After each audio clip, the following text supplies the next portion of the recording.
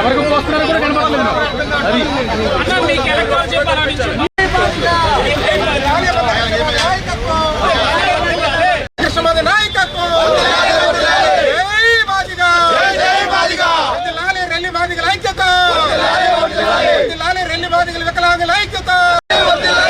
నరేంద్ర మోడీ గారి నాయకత్వం, నారా చంద్రబాబు గారి నాయకత్వం, నారా చంద్రబాబు గారి నాయకత్వం. ముద్ర వీరులకు, మృత వీరులకు గారి నాయకత్వం.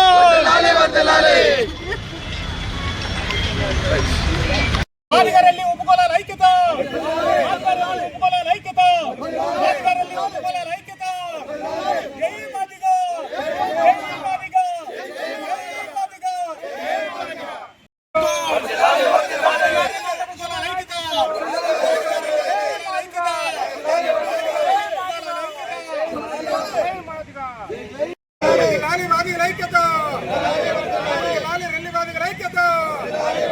జై మాదిగా, జై మాదిగా, జై మాదిగా. నా పేరు వడ్డాది గోవిందరాజు, ఢిల్లీ ఉపకాల నుంచి మాట్లాడుతున్నాను. ఢిల్లీ సమాజం నుంచి వడ్డాది గోవిందరాజు మాట్లాడేది ఏంటంటే, ఇంతవరకు ఎస్సీల్లో సామాజిక న్యాయం జరగలేదు. మందాకృష్ణ మాదిగా తలపెట్టిన తర్వాత వర్గీకరణ ఈ ఎస్సీల్లో అసమానతలు అనేది నిర్మూలించబడింది. ఇది 30 సంవత్సరాల నుంచి జరుగుతున్న విషయం. మరి ఈరోజు గౌరవ ప్రధానమంత్రి మోడీ గారి ఆధ్వర్యంలోని కమిటీ, సుప్రీంకోర్టు కమిటీ, 7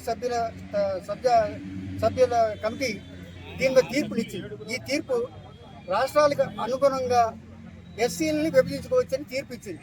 ఇది చాలా శుభసూచకం. దీనివల్ల ఏంటంటే అణగారిన కులాల్లో అణగారిన వారికి న్యాయం జరుగుతుందని అందరూ భావించవచ్చు. అలాగే ఇది కేవలం విద్యా ఉద్యోగాలకు మాత్రమే పనిచేస్తుంది. దీనివల్ల మాదిగా రెల్లీల మధ్య ఉండే ఐక్యత ఇప్పటికీ చెడిపోకూడదని కూడా కోరుతున్నాము. నమస్కారం.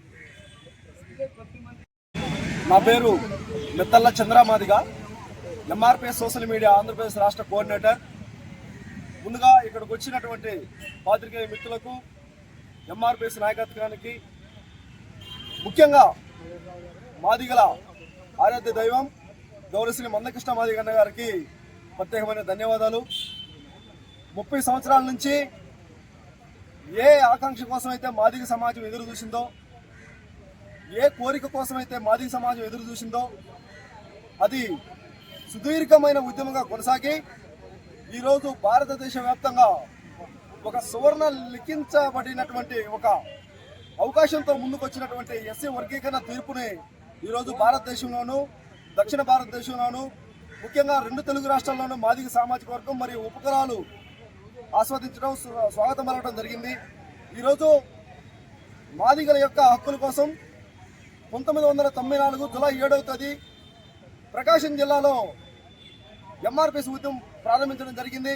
అక్కడి నుంచి ఈ భారతదేశం మొత్తం విస్తరించి హక్కుల కోసం పోరాటం చేస్తున్నటువంటి ఏకైక సంస్థ ఒక ఎంఆర్పిఎస్.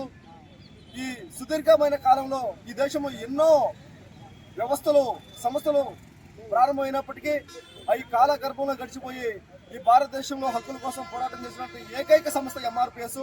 ఈరోజు ఎంతోమంది మాదిగ అమరవీరుల యొక్క దినోత్సవాన్ని జరుపుకునే సందర్భంలో ఎంఆర్పిఎస్ యొక్క విజయాన్ని అమరవీరులకు అన్నగారు అంకితం చేయడం జరిగింది.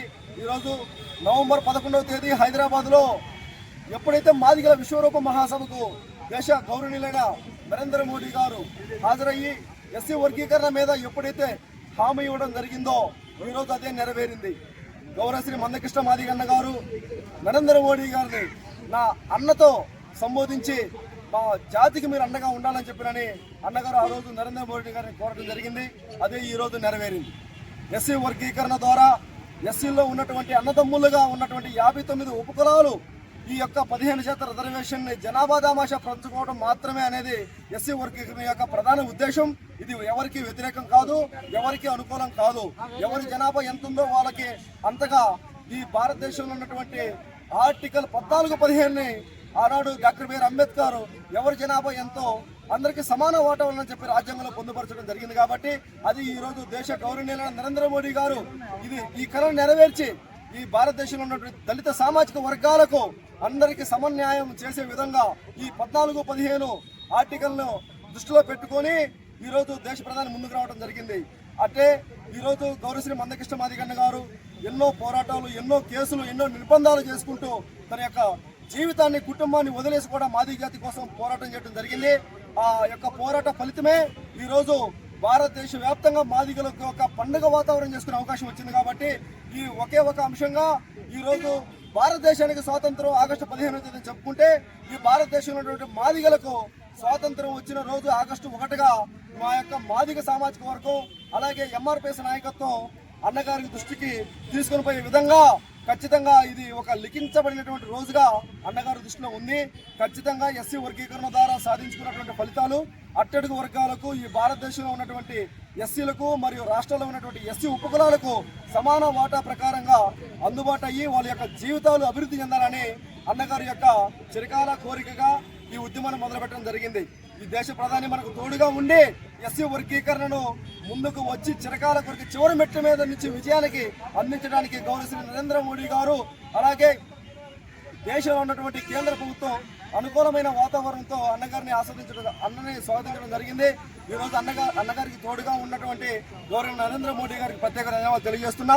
అట్లాగే ఎప్పుడైతే మొట్టమొదటిసారిగా 1996లో గౌరవనీయులైన ఆంధ్రప్రదేశ్ ముఖ్యమంత్రి వర్యులు నారా చంద్రబాబు నాయుడు గారు ఎస్సీ వర్గీకరణ చేసి ఈ యొక్క ఎస్సీ వర్గీకరణ తీర్పు కోసం వేసినటువంటి కేసు విషయంలో చెన్నయ్య యొక్క ఒక పునాదిగా చంద్రబాబు నాయుడు ఈరోజు మాకు ఒక ఆయుధాన్ని ఇవ్వడం జరిగింది.